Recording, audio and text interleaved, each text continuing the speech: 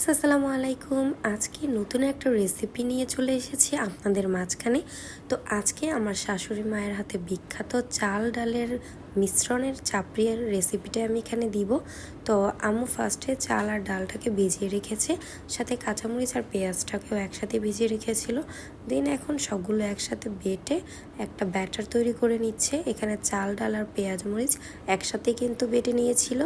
এই ব্যাটারটা বেশি ঘনও হবে না, আবার বেশি পাতলাও হবে না, এই যে এইরকম হবে।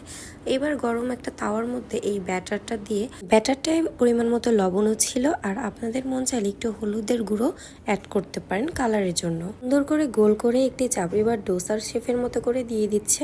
এই তো এবার এটাকে ঢেকে দেওয়া হবে।